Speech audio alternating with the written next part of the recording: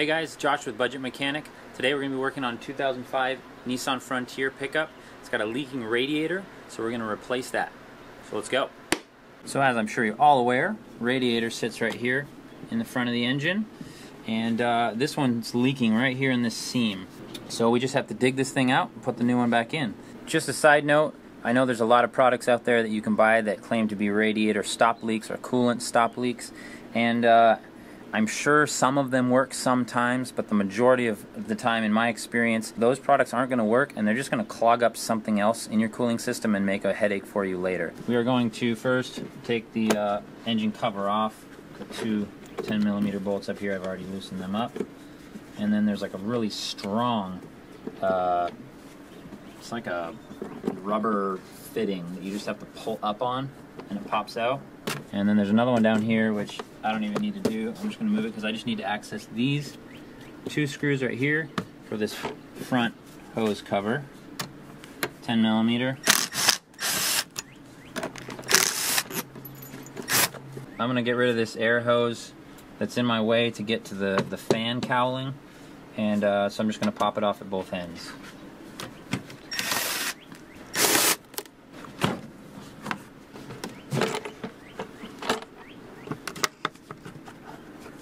Just be gentle enough that you don't snap the plastic hose off inside this. Okay, I'm going to go ahead and remove the airbox top. These two clips, just to give me some more room to work here. I've got to remove these tabs that hold the top of the radiator. And that happens to be under these plastic grill covers. Pull up the centers of these clips. Do the same on the other side. So there's a 10mm bolt right here. And then this just pulls up. Now I'm going to start working on getting this plastic fan cowling separated from the radiator. Unplug this overflow hose, just pull that back, and then it's kind of clipped into the cowling on a couple spots here. Also attached to the cowling on this left side is this zip tie with a part of a wiring harness, and then this plug. This little zip tie holder, you can usually get a screwdriver behind it and just pry it out of there. You just push that in as you pull up, and it unplugs. Now the other side of the electrical plug we got to remove from the cowling as well. That little channel slides onto a tab. Before we start taking off radiator hoses, we're going to just drain any coolant that's left inside the radiator to make less of a mess later on. The drain on this one is on the passenger side. Underneath there's an access hole in the shield in the bottom. It's just a plastic plug with a big Phillips head, and you want to use your biggest Phillips you got and try not to strip it. Otherwise it's useless if you round out that plastic hole, or the plastic head. Oh, there we go. Got it. So just watch your eyes when you do this. Our little budget mechanic tip. If you get a nice clean bucket and your coolant drains straight out of the radiator into your nice clean bucket, unless it's really old and expired and you need to flush your system anyway, you can actually reuse it. Sometimes I'll pour it back in at the end of the job through like a clean t-shirt or something just to strain out any bits. I took my gloves off because I hate it when coolant gets on my gloves. It's like a slimy, weird stuff that never really comes out. So I get my cap out. It looks like the owner has put a ton of water in. Just to make life a little easier to get a bunch of these hoses off the bottom of the radiator, I'm going to take this metal shielding at least partially off. I'm removing the clamp for the lower radiator hose. There it is. I'm just giving a little twist, see if I can. Getting tired of brushing my nose on the oil pan. We've got also running through this some oil lines, probably from transmission. So there's one hose here, and then another hose right here. Just pull that clamp back.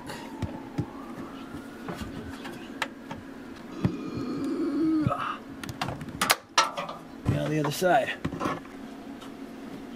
This last line that I took off was draining pretty heavily and I didn't want to lose too much fluid, so I just stuck a little like spare random cap I had laying around. If you can't find anything that's the right diameter to plug it, you can sometimes just bend the hose in half and zip tie it. I'm going to pull off the upper radiator hose.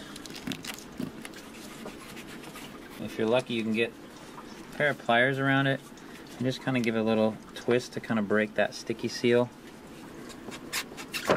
This is a great time to replace radiator hoses if they need doing. If they're cracked on this side of the clamp, and then on this side of the clamp inside, if they're really bulged, like they got a huge balloon right there, that means they're weakening and they're probably going to split soon. So if you have any of that going on either end of your radiator hoses, probably just better to go and buy a replacement so you don't end up doing this whole job all over again.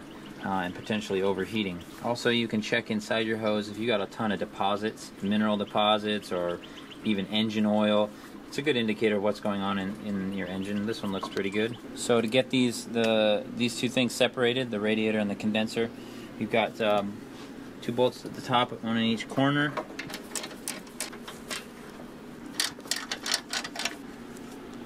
I'm going to go ahead and try to get rid of this coolant fan cowling. So I've got these two removed, 2 screws at the top.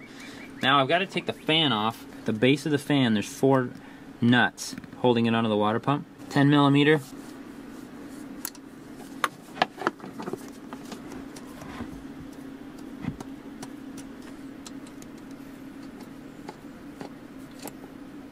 All right.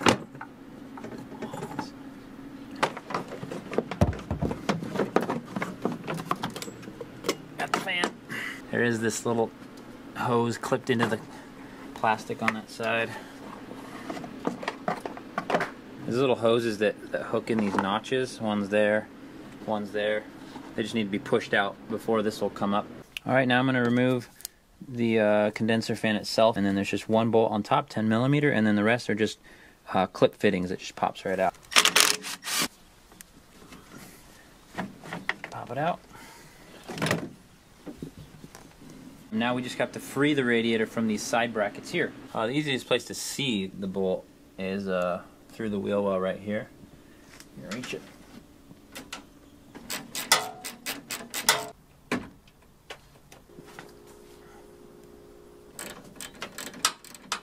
Now that we've got the 2 side bolts on the bottom of the radiator, we're going to kind of hop the brackets out of their holes down here. There we go. Pops out here. This one's already come loose on this side.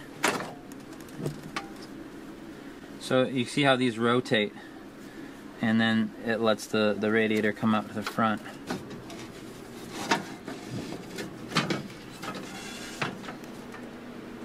There we go. This is the new radiator. Most of the time that I order radiators or condensers and they come shipped into the store or in the mail, they usually arrive damaged just because they're so fragile. They're just lightweight aluminum. So you really want to inspect these before you put them in, because you can handle little stuff like this. The fins in between the pipes, if they're messed up a little bit, that's okay. You don't want to see one of these pipes with a hole in it or a crease or anything like that. So save yourself some headache. Check it over really well before you install it. As always, you want to compare the new part with the old part. Just make sure all your fittings are in the same place and that they gave you the identical radiator. This one came with these adapter fittings that have to go on the transmission fluid lines to be the same as the old one. Okay, so we've checked our radiator, made sure that it's going to fit and it's the right part. Now we're going to kind of get these side brackets in place in preparation for the new radiator to go in. One thing to be aware of, these little rubber feet, make sure those are still in if they've fallen out. So I've got this one on the left. This post halfway down the bracket, I'm going to seat it in the frame hole. And now I'm going to kind of lift the condenser, find the little foot, and set it in the little hole there on this side. And same on this side. Alright, going and making sure I have all my fittings facing the right way. Alright, we're going to start on this side first. Slide the post up through the hole here. And then the bottom just kind of slides over, and then we're going to put the bolt in the bottom corner. There she comes. Now we're going to go put our corner bolts in and hold it all into these brackets. It's a little tricky to find that hole. There we go. I love these little wrenches with the ratcheting closed end, just because for stuff like this normally I would have to go do a turn, take it off, put it back on, turn, but now I can just to kind of firm stuff up before I start putting hoses on down below. If you left the clamp on the hose and slid it back, that works too. I'm going to put the clamp on this nipple just so it's ready. I'm going to pull my plug out, just shove it on the end, that nipple there. Slide the hose on there. So now that we've done the transmission line, come up here to my lower radiator hose. Make sure there's no big chunks of gunk in it to the radiator fitting. Make sure it's slid all the way forward. Squeeze that clamp, slide it over, wiggle it onto that nipple. Not too far. Done. I'm going to put the upper radiator hose on. Work it on here. My clamp on. The overflow hose, I'm going to run that under here.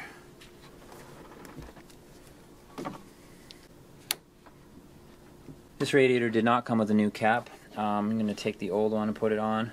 It's a good time to check your radiator cap. Make sure that it's not dry and cracked, this rubber part. Make sure it's nice fresh looking rubber that it'll seal. I'm going to fill it up with coolant, check for leaks, make sure that my hoses aren't leaking.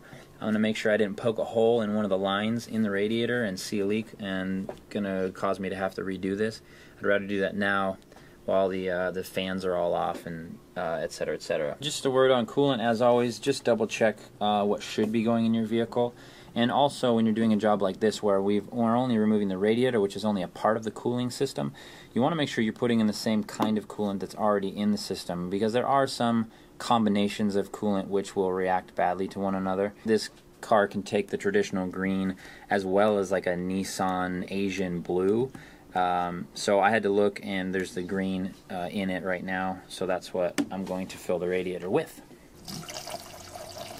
Alright, I filled the radiator up to the neck, and now I'm just going to come down here and check for leaks, especially any spots where there was like some shipping damage or something.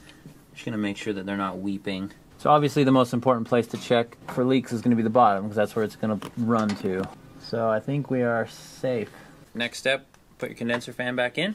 The 2 feet at the bottom have slots, and then there's also a little sliding tab on the side. So you want to go on that sliding tab first, as well as kind of get your feet lined up, so that then you can just kind of push it down like that. It's plastic, so just don't over tighten it or you'll strip it out really easily. I did remove the upper radiator hose, which I had put on to test for leaks. I pulled that off to make room. When you do that, a little bit of coolant comes out. Not a ton, but just be aware that that will come out.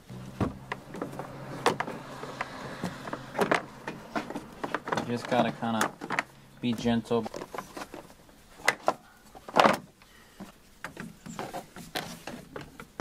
Some electrical connectors in here that you just want to be careful you don't snap off. Once I'm able, I'm going to actually put the fan on its 4 bolts.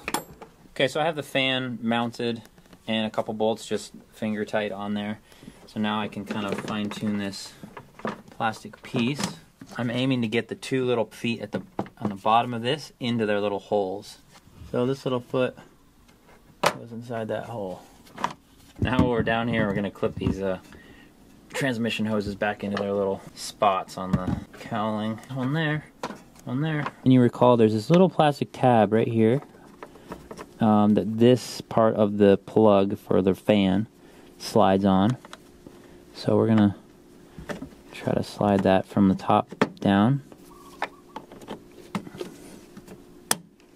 And then the little wire harness has this little clip that clips in right there. It's one of those rubber hoses, goes into the big plastic clips down there. Overflow hose clips in there and right there. Upper radiator hose for the final time. Okay, I'm also just going to stick my hand in here and spin the condenser fan. And just make sure that it's not hitting any plastic or hoses and making noise. Spinning freely, which is good. Now I'm going to go ahead and tackle the radiator fan. So I'm just using my nice little ratchet ended 10mm again. And just keep in mind, if you didn't remove the serpentine belt and tensioner, this pulley here is going to be like kind of wonky. And so what you're actually doing with these nuts is bolting that back on and straightening it. So it's going to be pretty tight all the way through the distance. So I'm not going to do these two all the way. I'm gonna now go and do the bottom two so that I can kind of work them on all evenly. You don't want to overly crank these. These are pretty small, but just to get that final tighten, you want to just wedge something in there to keep it from spinning. If you get a bolt that's on the bottom side, it's super hard to get your hands in there. So what I do is when you get one bolt tight, you can actually use it to spin the whole shaft around so that you rotate the bolt up to the top. Same as the condenser fan, I'm just going to give my radiator fan a spin. Make sure that nothing is getting stuck in it. 3 tabs on your air box. Put those in first. Then come over and do your 2 clips. On here. On here. This side. Throttle body.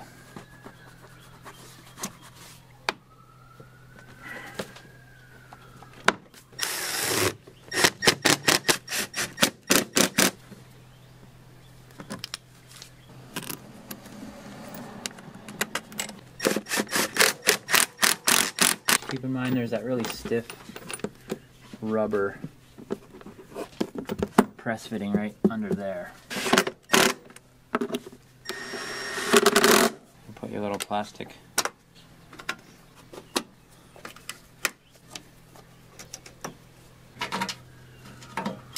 two bolts, one on each side. Alright, we're all buttoned up. Last thing you want to do, take the cap off, run the car for a little while, and right when you started it up so it's not hot, is check your level, because probably the water pump's going to suck coolant into some of the empty lines and your level's going to drop down. So right away, top it off till your coolant's to the neck, and once it's stabilized there for a minute or so, put the cap back on, let the car run until it reaches operating temperature, and at that point when everything's hot, you want to check for leaks again, because sometimes leaks will show up when the car is hot. Make sure it's not leaking. Again, check your hoses, check underneath, making sure there's no drips, and then turn the car off, let it cool completely, and recheck your coolant level again, just in case it needs a little top off, and then you're good to go. I hope this video is helpful. If it was, help us out and go ahead and click that subscribe button. Very easy, and that will help us get you more videos in the future. See you next time.